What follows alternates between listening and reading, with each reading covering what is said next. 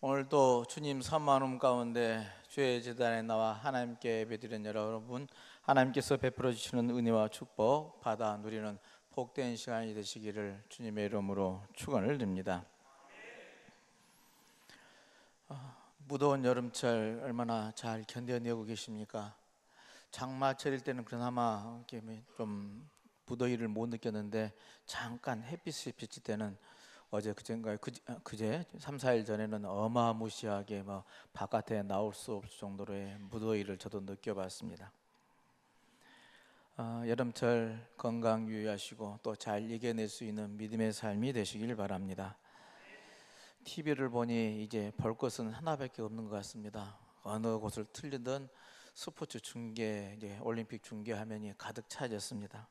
어제 파리에서 올림픽이 개막되어지는데요. 개막식 영상을 보면서 느낀 거 하나가 있습니다.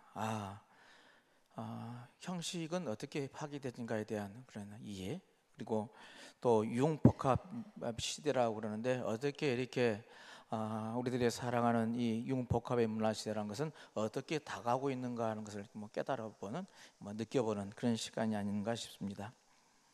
올림픽이라는 것이 원래 스포츠 행사이죠. 서로의 이제 운동 경기를 통해서 누가 그동안에 노력해온 만큼 누가 금메달을 차지할 것인가에 대한 관심을 가지고 그들의 기량을 겨루는 경기인데요. 근데 이 스포츠 행사가 운동장, 경기장 안에만의 행사가 아니라 이제 파리 시내 곳곳에서 펼쳐진 모습을 개막식 영상을 통해서 봤습니다. 파리 곳곳에 문화와 역사, 예술이 융합되어져서요. 얼마나 이게 세상이 이렇게 흘러가는 모습이랄까요? 융합의 시대에 모든 것이 통합되어지고 하나가 되어지고 어떻게 연출되어지는 그 모습 속에서 시대의 흐름을 보는 그런 융복합의 시대의 문화를 봤다는 생각을 가져봤습니다. 이제 올림픽이 개막이 됐으니 또 각 나라별로의 그 국가를 대표해서 국기를 달고 이제 경쟁을 할 건데요. 모두가 다 그들이 노력한 만큼 땀 흘림의 결과를 맺어갔으면 하는 바람과 더불어서요, 우리나라 선수들을 응원하는 마음 또 기대하면서 응원을 해봅니다. 오늘 우리는 성령 강림절 열째 주일로 하나님께 예배를 드리면서요, 세상에 유익을 주는 사람이란 제목으로 함께 은혜를 나눠보고자 합니다. 우리가 성령 강림절인데요, 성령의 역사하심과 더불어서요, 그 반대의 자리는 뭐입니까? 악령이 판을 치는 세상이지 않겠습니까? 오늘 이 두 가지를 함께 생각을 보면서 은혜를 나누고자 합니다. 먼저 러시아의 도스토옙스키의 소설 중에 악령이라는 소설이 있습니다. 그 내용 가운데 낄릴로프라는 사람이 나오는데요, 거기에 인물평에 그려지는 모습을 보면은 그 인품은 굉장히 아름답고 고결하게 그려집니다. 아주 매력적인 인물로 소개를 합니다. 근데 이 사람이 가지고 있는 그가 살아가는 방식에 대해서는 이렇게 인품을 이렇게 굉장히 고결하게 아름답게 매력적인 인물로 소개를 합니다만은, 그가 가진 사상이 인신사상이 있습니다. 인신사상이라는 게 뭐냐면요, 인간이 자유로워지려면요, 자유롭게 되려면은 신이 없어야 한다는 신 없는 무신사상이 그가 가지고 있는 사상이었습니다. 인간과 세상이 절대 자유하려고 한다면 신을 부정하고, 그리고 인간이 신을 대체해야 한다는 논리였던 것이죠. 중세에서 근대로 넘어오면서 그들이 가지고 있던 사상이, 세상에 이제 신이 지배하는 세상 가운데 어떻게 신의 영역을 범하지 않고 인간의 세상을 가야 하는가에 대한 이 관심이 있을 때, 이제 그렇지 않다라는 주장과 이제 그 신을 인간이 대체해야 된다는 인본주의 사상이 함께 결합되면서 충돌하는 장면들을 소설로 풀어냈던 것이죠. 근데 신의 영역을 대체하고자 하는 인간의 생각들, 그것들이 어디까지 나아가냐면은 자기 목숨까지도 자기 의지대로 신처럼 주관해야 되는 것 아니냐, 그래야만이 정말 자유하는 것 아니겠느냐는 주장이었던 것이죠. 그런데 이 논리로 가다 보니 이제 마지막 그는 자기의 자유를 실현하기 위해서 결코 신의 영역인 삶과 죽음의 영역까지 도달하게 되지고, 그것을 내 스스로가 결정해야 된다는 것네요. 스스로 자기의 목숨을 끊는다는 것이 소설의 내용입니다. 결국 뭐예요? 인신사상이라는 것은 그 주장을 하고 그것을 이제 증명하기 위해서 스스로 목숨을 끊어버린 일, 인간의 생명을 가지고 정말 허무하게 끝나버리는 그런 소설의 내용을 새삼 깨닫게 되집니다. 이 소설이 주는 메시지는 오직 하나입니다. 뭐입니까? 하나님이 없을 때, 신의 영역인 그 하나님의 자리에 하나님이 없을 때 그 인간과 이 세계는 어떻게 되어지는 것인가에 대한 이제 질문이요 답이라 하겠습니다. 오늘 본문의 세 본문은 이 하나님의 신앙이, 하나님이 없어진 자리, 하나님을 믿고 신앙하는 믿음의 자리가 없어질 때 그때의 삶은 어떠한가에 대한 것이 오늘 본문들에서 우리들의 그 삶을 증언들 하고 있습니다. 그리고 그 성령 안에서 사는 사람의 생활은 그러면 어떠해야 하는가에 대해서 우리에게 들려주는 메시지가 있어서요, 함께 찾아보고 은혜를 나누고자 합니다. 먼저 예수님은 제자들에게 이제 명하시죠. 너희는 세상의 소금이다, 너희는 세상의 빛이다 라고 선언을 해주십니다. 우리의 성격을 규정하는 말씀이죠. 하나님의 사람이, 예수를 믿는 믿음의 사람들은 너희들은 세상의 소금이고 빛이라 하는 그런 성격 규정입니다. 빛은 우리들이 아는 바대로 어두운 가운데서, 어두운 곳에서 필요한 것이고요, 소금은 부패를 막고 맛을 내는 데 사용하는 물질들입니다. 곧 세상에 어둠이 있는 곳에 빛으로 살아야 하는 것이고요, 세상에서 유익을 끼치는 삶을 살면서 온갖 불의와 부정을 방지하는 그런 소금의 삶을 살라 하는 뜻으로 너희는 세상의 소금이다, 너희는 세상의 빛이라는 말씀으로 우리 성격을 규정해 줄로 압니다. 근데 오늘 우리 그리스도인들의 삶이요, 우리 교회 안에서 주님이 말씀한 것처럼 빛처럼 소금처럼 살아서요 참 믿음이 좋다라는 그런 칭호를 듣습니다. 근데 이 칭송을 듣는데 그들의 삶이 교회에서는 믿음 좋다는 칭호를 듣지만 세상 가운데 나가서 살 때는 다르게 살아서요 그렇게 발을 쥐고 빛처럼 살지 못하고 소금처럼 살지 못해서 세상 사람들의 사회에 지탄을 받는 경우가 많더라는 겁니다. 과연 이 같은 믿음이 좋다라고 할 수 있는 것일까요? 교회에서는 선하고 인정을 받지만, 선하다고 칭찬을 받지만 세상 가운데 나가서 악한 사람으로 사는 우리는 그런 사람을 어떻게 평가해야 할까요? 우리는 주님의 이 가르침을 교회 안에서만 통용하고 적용하는 것으로 오해하고 살아간다면 그것은 잘못된 일일 것입니다. 우리는 믿음이 좋다라고 하는 기준이 어디에 있는지 다시 한번 점검해 봐야 하겠습니다. 새 본문이 우리에게 증언하는 그리스도의 삶은 어떤 것인가, 우리는 어떻게 살아야 하는 것인가 하는 것이죠. 오늘 이사야 선지자는 그러기에 이스라엘 백성들을 향해서 질책을 합니다. 이유를 들어보니 하나님을 믿는다, 하나님의 계명을 지킨다 하면서도 그것은 말로만 그럴 뿐이지, 입술로만 그렇게 할 뿐이지 지키지 않다는 겁니다. 오늘 이사야 29장 13절 말씀이죠. 한번 볼까요? 함께 읽어보겠습니다. 주께서 이르시되 이 백성이 입으로는 나를 가까이하며 입술로는 나를 공경하나 그들의 마음은 내게서 멀리 떠났나니 그들이 나를 경외함은 사람의 경험으로 가르침을 받았을 뿐이라. 아멘. 그렇다는 것이죠. 또 15절에서는 그들이 어두운 곳에서 남몰래 음모를 꾸미면서요 15절에 보면은 누가 우리를 보랴, 누가 우리를 알려 한다는 겁니다. 이율빌발적인 생활이라는 것입니다. 겉모습은 경건한 척함이지만은 속은 못된 짓을 꾸미는 사람들이라는 것이죠. 양의 가죽을 쓴 늑대 생활이라는 겁니다. 오늘 본문의 표현을 빌리는데 보면은 말 한마디로 사람에게 죄를 뒤집어 씌우고 성문에서 재판하는 사람을 올무에 걸리게 하고 정당한 이유 없이 의로운 사람의 권리를 박탈하는 삶이라는 겁니다. 이게 못된 짓 다 하고 있다는 것이죠. 이스라엘 백성이 사는 모습이 이렇게 악한 모습임을 이사야 선지자는 지금 고발하고 있다 하겠습니다. 이사야가 보기에 이스라엘 백성들이 입술로는 하나님을 부르짖으면서 마음으로는 하나님을 찾지 않고 있다는 겁니다. 하나님 없는 삶을 살고 있다는 겁니다. 하나님 없는 삶이 되어지면 어떻게 되는 것입니까? 오늘 이사야의 본문에 표현한다면 그들에게서 지혜와 총명이 떠나간다라고 표현을 합니다. 악과 불의가 판을 치게 된다라고 이야기합니다. 구분 재판을 하고 강포를 휘두른다고 합니다. 어둠이 세상에 되어지고 만다는 겁니다. 그렇습니다. 하나님을 떠나면 악의 세상이 되어지는 것이죠. 이런 그들에게 주님의 날이 오면 놀라운 일이 벌어질 것을 이사야는 예언을 합니다. 하나님이 없는 자들은 쫓겨나게 될 것이고, 그동안 그 안에서 눈물고 기먹고 눌린 이들이 일어나서 하나님을 찬미하게 될 것이라고 이제 선언을 합니다. 그렇습니다. 하나님 없는 삶, 이와 같은 삶을 하나님의 백성이라는 이스라엘 백성들이, 그렇게 이스라엘 백성들로 택한 받은 이스라엘 백성들 아닙니까? 선민이라는 이스라엘 백성들 아닙니까? 그들이 하나님 없는 삶을 살아서는 안 되는 것이죠. 그러나 이스라엘 백성들의 삶이 이 현실에 드러난 그들의 삶이라는 것이 이렇게 악한 생활을 하고 있더란 겁니다. 생활은 악하면서도 또 하나님께 와서 제사를 드린다는 것이죠. 왜냐하면 그들은 율법을 지키는 일에 철저하기 때문에 그렇습니다. 율법의 기준을, 율법을 지키지 않으면 죄인이라고 칭하기 때문에 그 율법은 열심히 지키면서도 마음속으로는 하나님이 없고 하나님을 따르지 않는 삶을 살아오고 있다는 것이죠.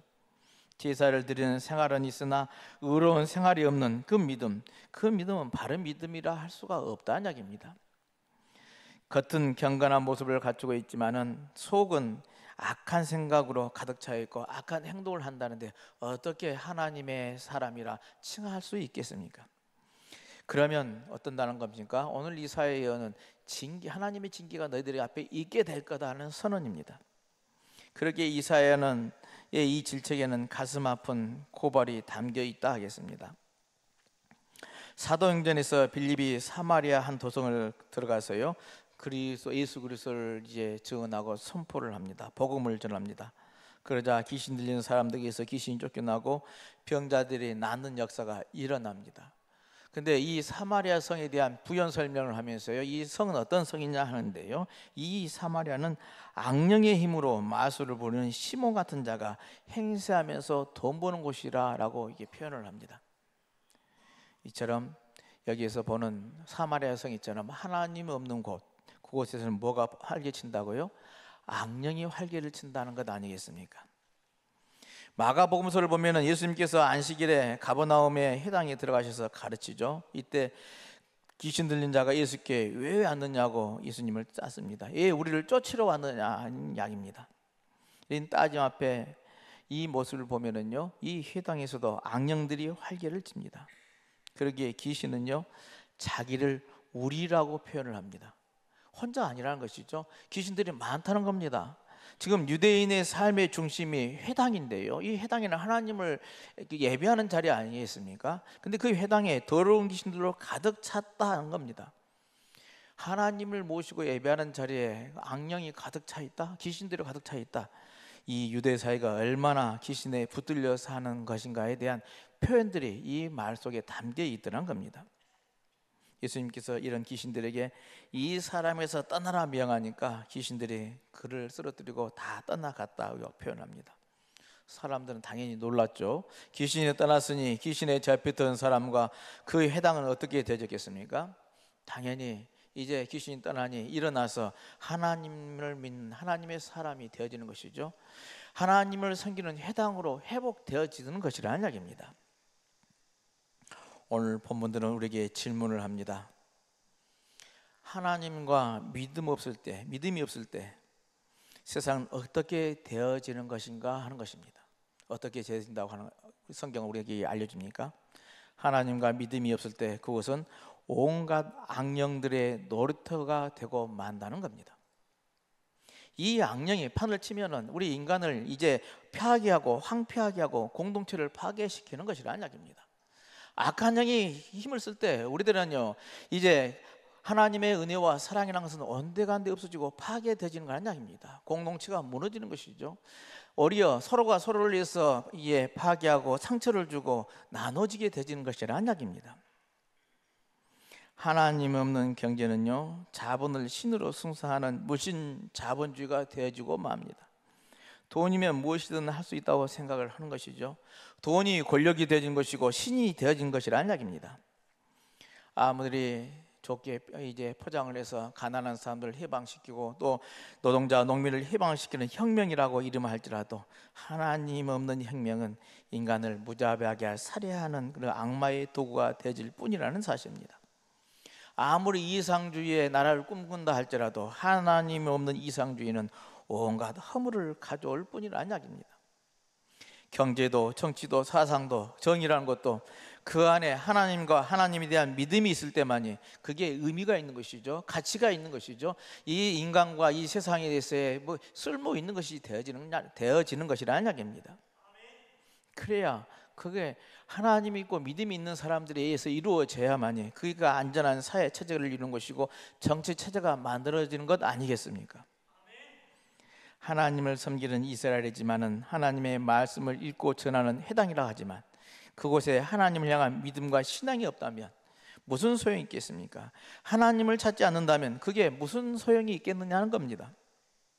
그것은 오직 악령의 소굴이 되어지고 만다는 겁니다. 어둠의 세계가 되고 마는 것이죠. 오늘 우리도 이 땅의 교회도 명심해야만 합니다.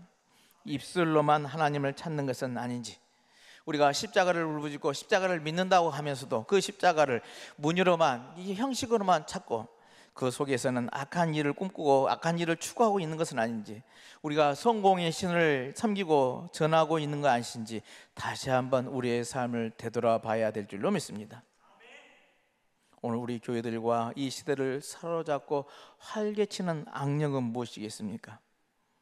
혹시 우리 가운데 오신 예수님께 왜 예수님이 이 세상에 오셨습니까? 하고 따지는 악령이 우리 자신은 아닌지 되돌아봐야만 하겠습니다. 그리고 우리가 사는 이 세상이 악령이 판을 치는 세상이 아니라 성령의 역사가 이루어지는 그런 세상으로 만들어 가야 되지 않겠습니까? 사도행전은 그리스도의 복음이 어떻게 땅 끝까지 전파되어지는지를 우리에게 가르쳐 줍니다. 사도행전 곳곳에서 주께서 구원받은 사람을 날마다 더해 주셨다라고 기록했던 것처럼 교회가 부흥하고 성장하는 모습을 우리들에게 알려줍니다. 이렇게 교회가 성장하고 부흥하는 이유가 어디에 있습니까? 그 이유가 무엇입니까? 먼저는 복음 자체의 은혜입니다. 예수를 믿어서 구원받으라는 이 선언이요, 사람들로 하여금 십자가의 사랑과 은혜 앞에 무릎을 꿇게 하였던 것 아니겠습니까? 온 인류를 위해서 십자가의 희생제물이 되어주신 이 주님의 은혜가 그 자체가 복음이라는 이야기입니다. 그 예수를, 저를 믿는 자마다 멸망하지 않고 영원한 생명을 주시겠다 약속하신 그 은혜가 있기에 우리가 그거 자체가 복음이더라는 이야기입니다. 또한 사도들의 열심도 한 이유이겠죠. 교회에 대한 박해가 있었지만은 이에 굴하거나 주저하지 않고 더 열심히 확신을 가지고 복음을 증거했기 때문에 많은 곳에 이 복음이 전파되어지고 그리스도인이 숫자가 많이 늘어나는 것 아니겠습니까?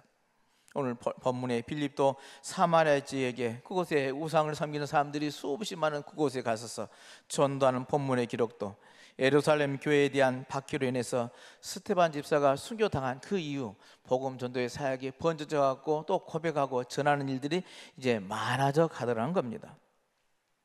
그리고 또 하나 이유가 있습니다. 그것은 그리스도인의 생활이 세상 사람들에게 칭찬 들을 만한 삶이었다 하는 것입니다. 그리스도인으로서 살아가는 그 삶의 모습이 세상 사람들에게 유익을 끼쳤다는 겁니다. 빌립의 경우가 그렇습니다. 사람들에게 그리스도를 전파할 때 귀신 들린 많은 사람들에게서 악한 귀신들이 나가는 역사가 일어납니다. 많은 중풍병자들이, 환자들이, 지체장애인들이 고침을 받았고 일어나는 기적 역사가 일어납니다. 그래서 그 성읍에 큰 기쁨이 넘치게 되집니다. 병자들을 고친 이적 속에 빌립이 예수를 믿는 사람으로서 사람들에게 유익한 사람이었다는 것이 거기에 담겨 있더란 겁니다. 사람들에게 이 유익을 주고 기쁨을 주는 이 복음이 널리 퍼지지 않는다면 그게 이상한 것이죠. 우리 또한 그리스도인으로서 살아가는 삶에서 우리들이 세상에 유익을 주고 기쁨을 주는 삶을 살아간다면 세상 사람들 우리들의 모습을 보고 칭찬하고 기뻐하고 감사하지 않겠습니까? 오늘 마가복음 본문도 예수께서 행하신 첫 번째 이적에 대한 기록인데요, 예수께서 가버나움의 회당에 가르치시는데 그때 예수님의 이 가르침의 권위가 다르더란 겁니다. 그 율법학자들도 하나님의 말씀을 가르쳤는데 예수님과는 다른 이게 권세들이란 것이죠. 뭐가 다릅니까? 율법학자들의 권세라는 것이요, 이제 그들은 율법학자들이란 것이 너희들은 율법에 비춰서 죄인인가 아닌가를 구분하는 그런 학자로서의 역할들을 감당을 했습니다. 그러기에 그들의 권세는 생명을 억압하는 권세였습니다. 죄가 있느냐 없느냐, 구원받았냐 안 받았냐의 구분점을 제시하는 그런 율법학자들이었습니다. 그러기에 그들 앞에 서면은 괜스레 몸이 움츠러들었을 수밖에 없던 것이죠. 그들이 알고 있는 율법이란 것이 그 유식하고 권세 있는 그들의 율법이에요. 사람들에게는 덕이 되지를 못하더란 겁니다. 나를 어떻게 심판할까 두렵고 떨릴 뿐이었다는 것이죠. 이에 반해서 예수님의 권위는 어떻습니까? 다르다는 이야기입니다. 예수님의 권위는 이렇게 율법으로 억압하는 것이 아니라 사랑의 권위였습니다. 마음속 깊은 곳에서부터 참 자유와 해방을 맛보게 해주는 그런 사랑이었습니다. 진심의 이루를 느끼게 하는 그런 사랑이었습니다. 사람들은 예수의 가르침에서 하나님의 자비와 긍휼과 사랑을 체험하면서 하나님의 권세를 느꼈더라 하는 겁니다. 이와 같이 예수님의 권세가 더러운 귀신 들리는 사람들을 고치는 일로 오늘 본문에서 나타납니다. 귀신에게 억압받던 영혼이 노임을 얻어서 이제 자유하게 되어집니다. 예수님의 사역은 사람들에게 유익을 끼치는 것이었습니다. 좋은 영향력을 끼치는 일들로 작용하더란 겁니다. 이렇게 비교해 보니 서기관들과 율법학자들과는 다른 권위였습니다. 자연스럽게 예수의 소문이 퍼지기 시작했고 수많은 무리가 예수를 따르는 일들은 당연한 일이더란 겁니다. 그렇습니다. 우리 그리스도인의 삶이라는 것은 이래야 하는 것이죠. 우리 그리스도인의 삶은 세상에서 유익을 끼치는 그런 믿음의 삶이 되어져야 할 줄로 믿습니다. 세상 사람들은 그리스도인의 생활을 보면서 복음을 평가하게 되고 예수를 알아가는 것 아니겠습니까? 우리는 교회의 잘못으로 믿음의 회의를 가진 사람들에게 아이고 사람 보고 교회 다니는 거 아니야, 예수님 보면서 믿는 것이지라고 우리는 변명을 합니다. 그러나 사람을 통해서 그리스도가 증거됨을 여러분 잊지 마시길 바랍니다. 나를 통해서 하나님을 알고 예수를 알아가고 있음을 깨달으시길 바랍니다. 그러기에 한 사람의 그리스도인으로서 세상에서도 본이 되어져야 하는 것이고 유익을 끼치는 믿음의 사람이 되어져야 할 줄로 믿습니다. 그리스도의 복음을 어지럽히지 않는 삶이 우리가 바라는 성령 안에서의 삶인 줄로 믿습니다. 앞에서도 말씀드린 것처럼 아무리 하나님의 백성이라고 할지라도, 이스라엘 사람이라 할지라도, 하나님께서 예배드린다는 회당일지라도 하나님을 믿는 믿음이 존재하지 않는 한 악령의 소굴이 되고 만난 것을 잊어서는 안 되겠습니다. 어둠의 세계가 되고 맙니다. 오늘 우리도 이 땅의 교회도 명심해야만 합니다. 입술로만 하나님을 찾는 것이 아닌지, 십자가를 걸고 물질의 성공의 신을 섬기고 전하는 것은 아닌지 다시 한번 되돌아보시기를 바랍니다. 그리고 우리가 사는 이 세상이 악령이 판을 치는 세상이 아니라 성령의 역사가 이루어지는 그런 세상으로 만들어가는 저와 여러분들의 삶이 되시길 바랍니다. 그러기에 그리스도인으로서의 세상에서도, 그리스도인으로서 세상에서도 본이 되어지고 유익을 주는 그런 믿음의 사람들이 되시길 바랍니다. 우리 모두가 성령의 이끄시는 삶을 살아가서 그래서 세상에 유익을 주는 믿음의 삶을 살아가는 우리 강진읍교회 모든 교우들이 다 되시기를 다시 한번 주님의 이름으로 축원을 드립니다.